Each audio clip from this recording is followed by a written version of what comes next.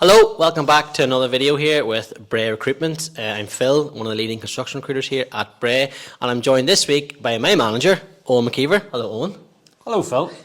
We're doing these videos so you can get to see who works here at Breagh Recruitment, what we do, our roles, and what we sort of cover. Like we've done in some of the other videos as well. So, Eoghan, as I said, you're the recruitment manager in here, but you also get stuck in the recruitment as well. So, if people haven't spoken to you yet or dealt with you beforehand, give a little breakdown of what you do in Breagh and what you look after. Yeah, so look after the construction side of things here with yourself, Phil, and Finn as well, and Stephen on the M&E side, Emma behind the camera here.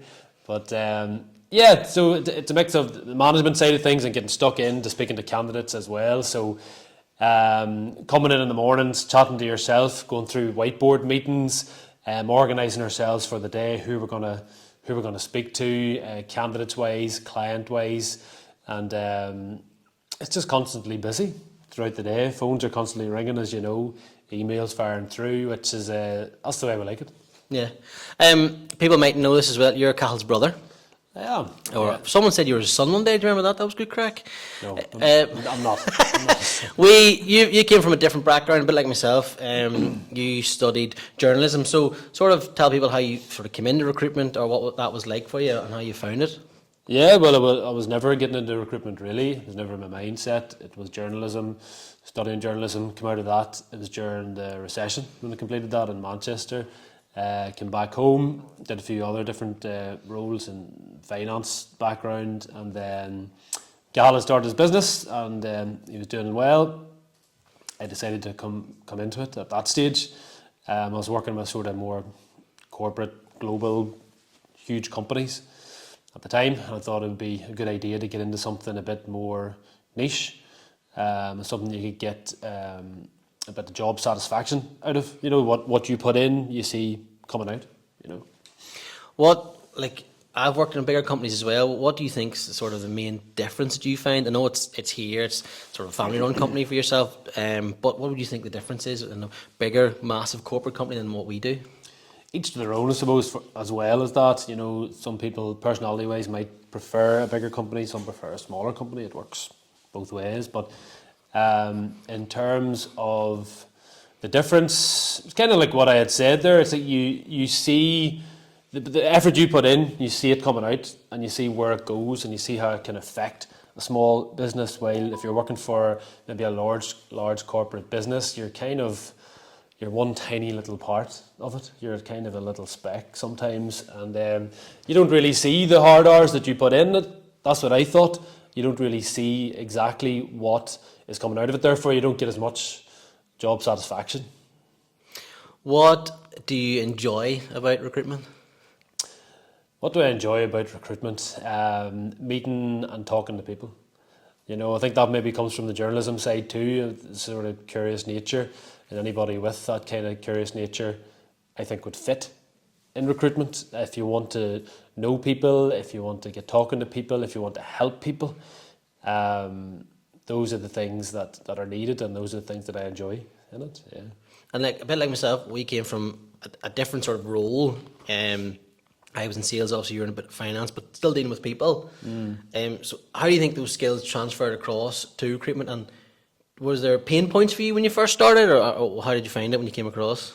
Pain points, yes. Transferable skills, yeah. Talking to people in a completely different way. You know, in other roles, this was completely different in terms of recruitment.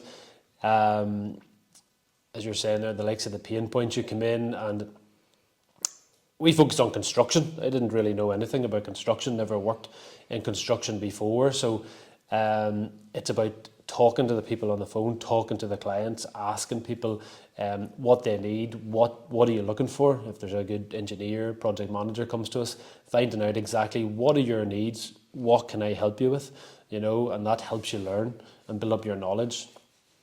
And you soon learn it. You soon learn it quickly.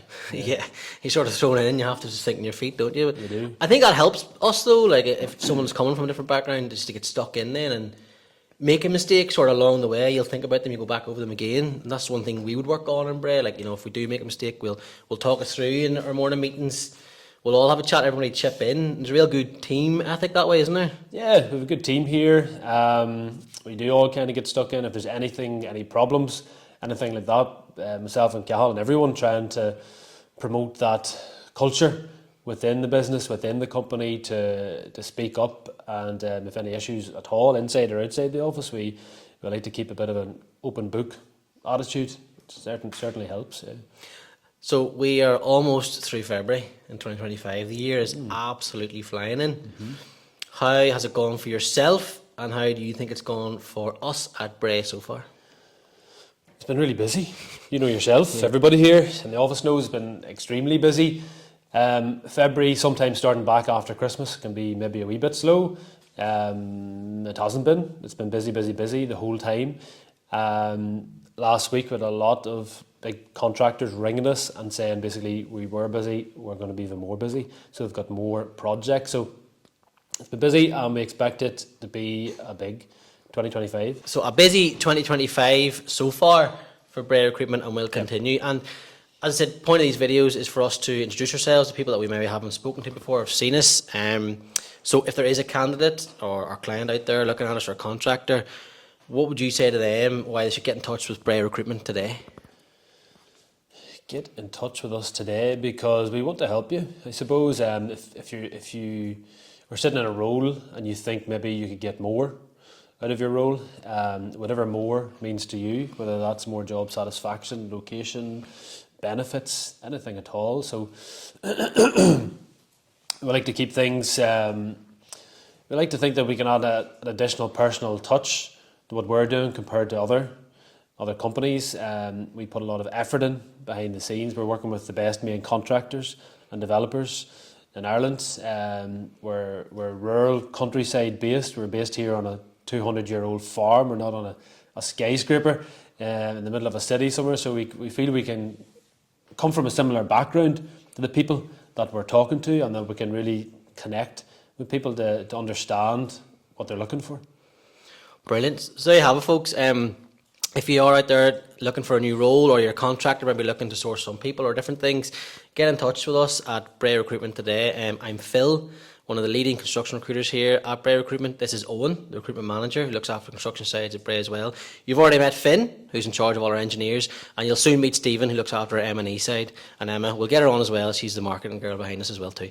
Thanks for watching, folks. As I said, get in touch at Breagh Recruitment across our website and our socials, and we'll speak to you very soon.